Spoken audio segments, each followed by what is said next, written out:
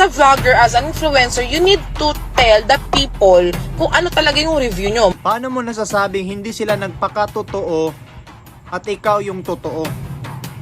Nasa dami-dami ng taong nagsasabi na masarap, iilan lang kayo na nagsasabing hindi masarap. Halos lahat naiinis at nagagalit sa inyo kasi malamang sa malamang gumagawa lang kayo ng storya na hindi masarap yung mga niluluto ni Diwata. Well, pakinggan muna natin, baka sakaling para sa akin magiging tama kayo sa mga sinasabi ninyo. Lalo kaming nawalan ng gana dahil dun sa nangyari. Wala na po talagang lasa yung pagkain. Yes, yung fried chicken. Guys, ano naman lang yung, magkaano lang naman yung flour, yung asin, yung paminta, para lang magkalasa yung chicken. Magkano lang po yun? Sa ganyang pananalita pa lang, nasasabihin mo magkano lang naman yung flour, yung asin, bla bla bla, lahat-lahat ng mga ingredients. Hindi na po yan tamang punto para sa honest review or para sa pagsasabi kung ano ba talaga yung gusto mong sabihin. Hindi ka direct to the point Kine-question mo pa. Magkano lang naman yung mga ganito-ganito. Diba? Doon naman, para naman sa worth it naman yung pumila kami doon ng 1 to 2 hours, diba? Tapos titikman namin yung chicken na wala talagang lasa, guys. Mas masarap pa talaga yung lutong bahay or sa kalenderya. Ganun po, opo. Tapos yung kaldereta, so ayun po, na-disappoint kami. Kung ganun lang naman pala, sobrang taas ng standard mo siguro, di nagluto ka na lang sana sa bahay mo, di ka na lang pumunta dyan. May isang nagsabi na ano daw motibo mo kung bakit gumawa ka ng video na ganyan. Isa lang, unang-una magpapapansin ka kasi vlogger ka. Kasi kapag magsasabi ka na masarap ganito ganyan, marami na kayo nagsasabi na ganon, masarap. Pero kapag nagsasabi ka na hindi masarap at yung ganyang tono mo, nasisiraan mo si Diwata, marami talagang magagalit sa'yo. Marami talagang magpipick up sa'yo, magre-react at gagamitin yung mukha mo para makita ka. Publicity, alam na natin yan. Dahil hindi na nga masarap yung pagkain, inaway pa kami doon, mahaba pa yung pila. Pero, ganun talaga, ginusto namin ma-experience yung Diwata Overload Paris So, yeah, hindi ko alam, hindi ko talaga siya may recommend sa mga taong gustong-gusto siyang tikman dahil hype siya.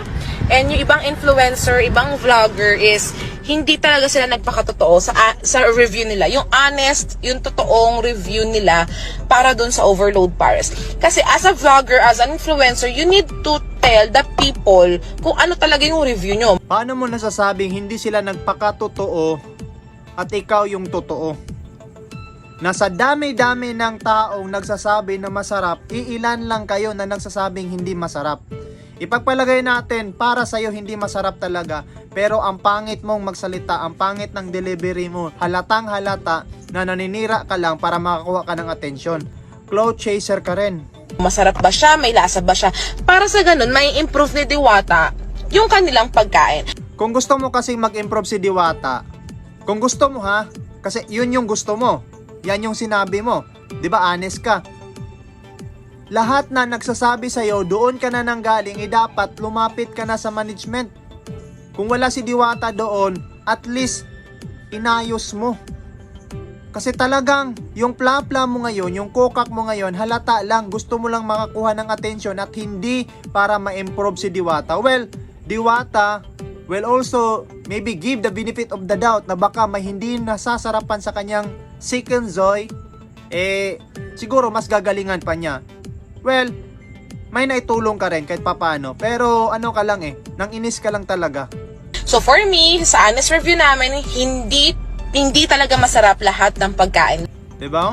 Hindi talaga masarap lahat. Imaginein mo, hindi masarap lahat, tapos ilang libo katao yung pumipila dyan at kumakain. May mga interview naman, maraming nag-i-interview, tinanong yung mga kumakain, masarap ba? Hindi, marami. Halos lahat nagsasabing masarap. And hindi natin alam kung merong na videohan doon na sinabing hindi masarap, kinat lang, hindi sinama sa video. Pero ikaw talaga, minamaximize mo lang yung negative upang makakuha ka ng attention. That's the truth. Lasang sunod yung kaldereta, walang lasa yung fried chicken, and according sa mga pinsan ko, wala din pong lasa yung kanilang pares, 'di ba? So, sa ganon, ito, ayoko masara yung business ni... Ayaw mong masara? Bakit? Paano masasara yung business ni Diwata kung ikaw lang hindi nasarapan? Isipin mo nga sinasabi mo. Diwata dahil nagpapakahirap siya doon, but sana i-improve niya. I-improve niya? Oh my goodness. Doon ka mag-review sa hindi dinudumog ng tao, tapos doon ka magsabi ng honest review mo kuno para at least dumugin rin sila ng tao at least pilahan rin sila ng tao. Papansin ka lang eh. Yung lasa man lang ng mga pagkain para naman yung pinila ng mga tao doon ay worth it at hindi sila madidisappoint. And at the same time, yung mga staff niya, dapat ayusin nila yung trato nila. Kasi guys, ano naman yan hindi naman yan whole day na nagtatrabaho sila. It's a rotational shift. So sila yung sa night shift. So dapat, expected nila na dapat marami silang energy. And wag sila kaagad mang-judge ng mga tao na, hindi na yan, sinungaling kayo. Like, dahil sa 100 pesos, mandadaya yung mga tao, pumila doon ng 1 to 2 hours, mandadaya yung tao para lang sa 100 pesos. At hindi yun maganda. And doon sa kahapon, hindi lang ako yung nagreklamo, hindi lang kami, but meron pang isang nagreklamo doon dahil din sa stub nila. So, imagine niyo kung araw-araw may nagrereklamong ganun, masisira syempre yung business ni Diwata, yung review sa kanya. So, mas maganda na ayusin ka agad ni Diwata, maaga pa lang.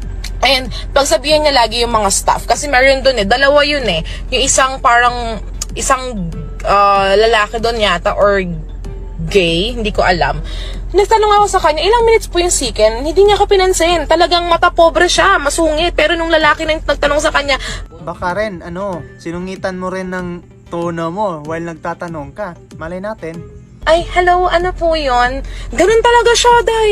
So, yeah. So, hindi talaga expected ko talaga, napakasarap ng food. But if you are looking for a budget-friendly na food, I will recommend Diwata. But don't expect too much. Yan. Kasi sobrang hype niya ngayon sa social media. 100 pesos. Only rice, only sabaw.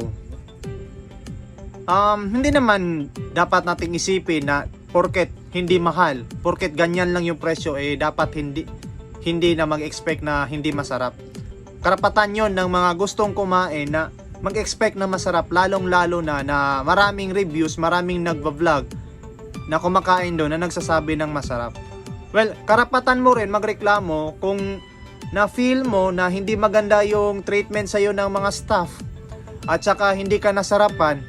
Pero kapag nandito ka na tumatalak sa social media, you're not excused na ibabash ka ngayon dahil alam naman natin na yung purpose mo talaga kung bakit ka nag-video dyan ay para magpapapansin ka, sumikat ka, kumita ka.